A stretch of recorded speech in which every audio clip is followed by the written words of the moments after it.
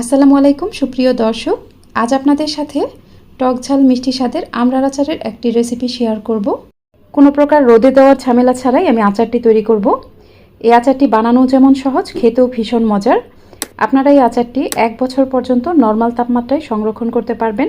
আশা করছি আজকের রেসিপিটিও আপনাদের সবার কাছে খুবই ভালো লাগবে। এজন্য আমি এখানে নিয়েছি 1.5 কেজি পরিমাণ আমড়াগুলো ভালোভাবে ধুয়ে নিয়েছি।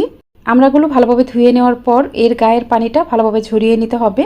খেয়াল রাখবেন আমড়ার গায়ে যেন কোনো পানি না থাকে। আর এই আচারটা বানাতে এখানে পরিপক্ক আমড়া নেওয়ার চেষ্টা করবেন, তাহলে আচার বানানোর সময় আমড়াগুলো গলে যাবে না। এবার এই আমড়াগুলোর খোসা ছাড়িয়ে আমি এগুলো কেটে নেব। দেখুন, আমড়ার খোসা ছাড়িয়ে আমি এগুলো কেটে নিয়েছি।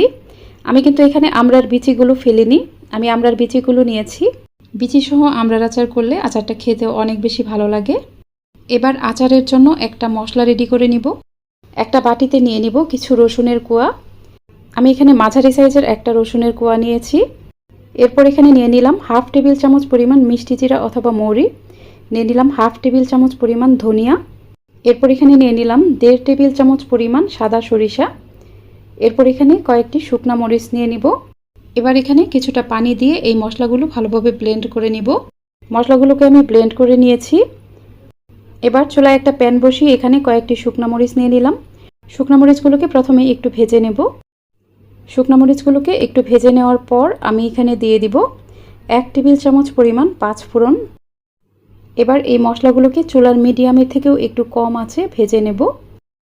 মশলাগুলো কিছুক্ষণ ভেজে নেওয়ার পর যখন দেখবেন মশলার কালার কিছুটা চেঞ্জ হয়ে গেছে এবং এখান থেকে 5 ফোড়নের খুব সুন্দর একটা সুঘ্রাণ পাওয়া যাচ্ছে, তখন বুঝবেন এগুলো ভাজা হয়ে গেছে।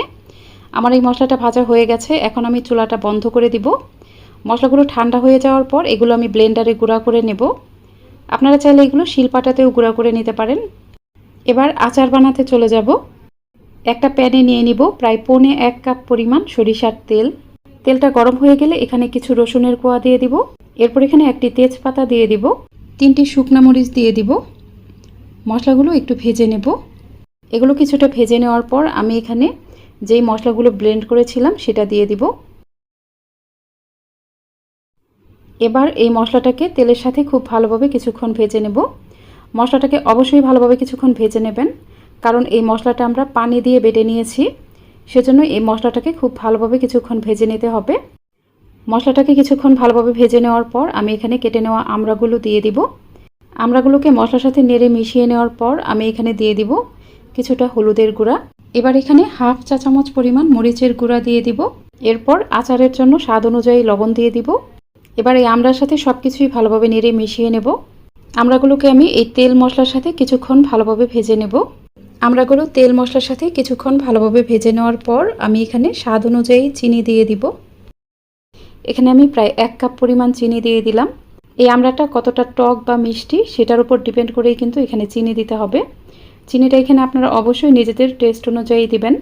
চিনি দেওয়ার পর দেখবেন আচার থেকে অনেকটা পানি উঠে এসেছে।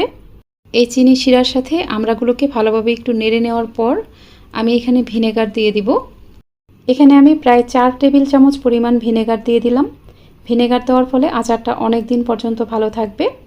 এবার সব কিছুই আবারও একটু নেড়ে মিশিয়ে নেওয়ার পর প্যানটা ঢেকে দিব এবং চুলার মিডিয়াম টু লো আছে আমি এই আমড়াগুলোকে সেদ্ধ করে নিব।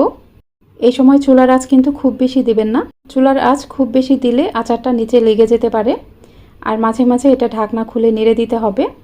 এই আমড়াটা কিন্তু অনেকটা সেদ্ধ হয়ে গেছে, এটা আরও কিছুটা সেদ্ধ হবে। ভালোভাবে একটু নেড়ে দেওয়ার পর প্যানটাকে আমি আবারও ঢেকে দিব। আমড়াগুলো পুরোপুরি সেদ্ধ হয়ে যাওয়ার পর ঢাকনাটা খুলে নিব। এ পর্যায়ে দেখুন আচারের পানিটা কিন্তু একদমই শুকিয়ে গেছে। এবার আমি এখানে তেলে গুঁড়া করে নেওয়া সেই মশলাটা দিয়ে দিব। দেখুন আমি এই মশলাটাকে কিন্তু একদম মিহি গুঁড়া করে ফেলিনি, এগুলো একটু দানা দানা টাইপের আছে।